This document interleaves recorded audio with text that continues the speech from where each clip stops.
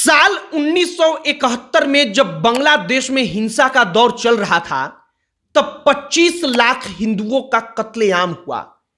25 लाख हिंदुओं का नामो निशान मिटा दिया गया और कई सारे नामचीन लोगों ने पत्र लिखा है, उसमें इसका जिक्र किया गया है। पत्र लिखा गया है बांग्लादेश के हिंदुओं के हालात पर। पत्र लिखा गया है कि पूरी की पूरी दुनिया का ध्यान बांग्लादेश के हिंदुओं पर जाए और भारत में जो इस वक्त पर हिंदुत्व की सरकार चल रही है, नरेंद्र मोदी की सरकार चल रही है, उनसे विशेष तौर पर अपील करते हुए हम ये वीडियो बना रहे। आपको उस पत्र के बारे में भी बताएंगे, बांग्लादेश में हिंदुओं की हालत क्या है इसके बारे में भी बताएंगे। और एक और सवाल जो है वो यह है कि शेख हसीना की पार्टी जो है उसके नेता कह रहे हैं कि भारत हमारा मदद करे, इंडिया प्लीज हेल्प मी। तो अब भारत को किस चीज का इंतजार है? भारत यहां पर मानवता के लिए ही सही, हिंदुओं के लिए ही वहां पर सही कोई कदम क्यों नहीं उठाता? और क्यों भारत सरकार और भारत सरकार की सुरक्षा एजेंसी इसके ऊपर कुछ नहीं बोलती?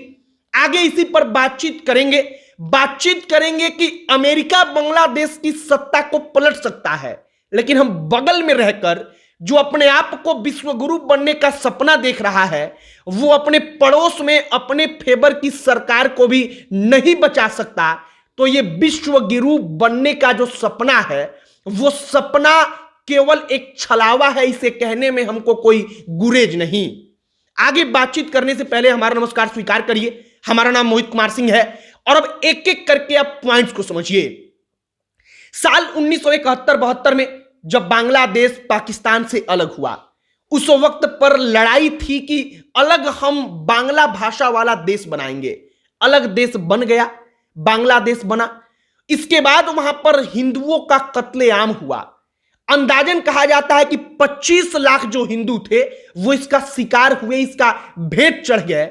और ये 25 लाख अपने आप में कितना बड़ा नंबर है, आप इसका अंदाजा लगाइए। बांग्लादेश से हिंदू पलायन करने लगे, बाद में हालात सुधरा तो कुछ हिंदू बच गए। शेख हसीना की सरकार आती है, शेख हसीना सत्ता में आती है, तब वहां पर जो सेकुलर लोग थे, सेकुलर लोगों का रुतबा बढ़ा, उनका बोलबाला बढ़ा, हिंदू थोड़ा सुरक्षित महसूस करने लगा।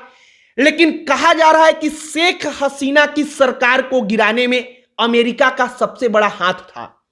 अब अमेरिका एक द्वीप चाहता था, एक आइलैंड चाहता था बांग्लादेश के पास जो है, वो वहां पर चाहता था कि हम अपना आर्मी का बेस बनाएंगे, वहां पर एक स्टेशन बनाएंगे। बांग्लादेश में शेख हसीना ने मना कर दिया, कहा कि ना, हम वो द्वीप आपको नहीं देंगे। अब अमेरिका के बारे में शेख हसीना कहती हैं जो भारत में है कि अगर हम उसकी बात को मान जाते तो हमारी सरकार नहीं गिरती। मतलब अमेरिका का षड्यंत्र इसके पीछे था, लेकिन भारत के सुरक्षा एजेंसियों की नाकामी, भारत सरकार की नाकामी भी यह है कि अगर भारत सरकार के फेवर वाली कोई सरकार पड़ोस की देश में चल रही है तो हमारी सुरक्षा एजेंसी उसको बचा ही नहीं पाती। हजारों किलोमीटर दूर से कोई एक देश जो है वो इतना प्रभाव बनाता है, इतना उसकी सुरक्षा एजेंसी वहां पर काम करती है कि सरकार पलट जाती है और बगल में रहकर हम कुछ नहीं कर पाते। अब यहां पर एक आध पॉइंट्स हमको और समझना होगा।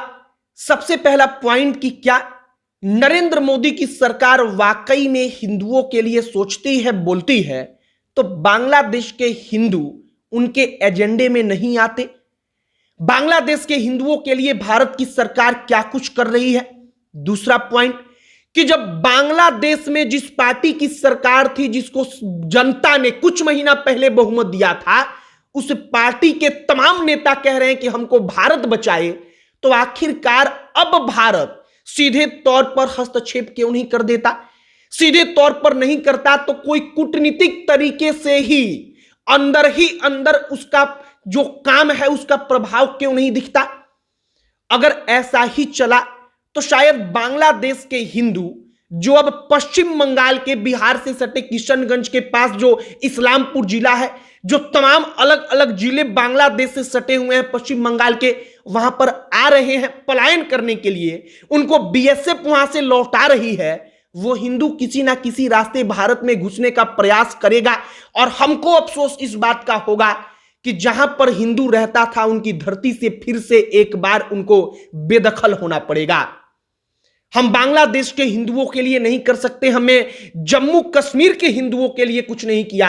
आज की तारीख में पश्चिम बंगाल के कई जिले हैं जहां से हिंदू पलायन करने को मजबूर होता है हर अलग अलग मौके पर, और उसके तमाम उदाहरण आपके सामने हैं। तो सवाल उठता है कि ना हम अपने पड़ोस में रहने वाले हिंदुओं के लिए कुछ कर सकते, ना अपने देश में रहने वाले हिंदुओं के लिए, तो आखिरकार हिंदुत्व के नाम पर चुनी हुई सरकार का क्या फायदा।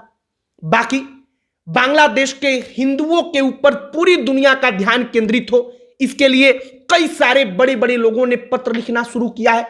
हम उम्मीद करते हैं कि कोई ना कोई सकारात्मक कदम उठाया जाएगा, हमें दिखेगा। और हो ना हो तो शायद भारत को वहां पर जिस पार्टी की सरकार चल रही थी उन लोगों की बात को सुनकर अब हस्तक्षेप करने से डरना नहीं चाहिए। आपकी क्या राय है कमेंट बॉक्स में लिखकर बताइएगा। अंत में हमारा परिचय, हमारा नाम मोहित कुमार सिंह है। बहुत बहुत धन्यवाद।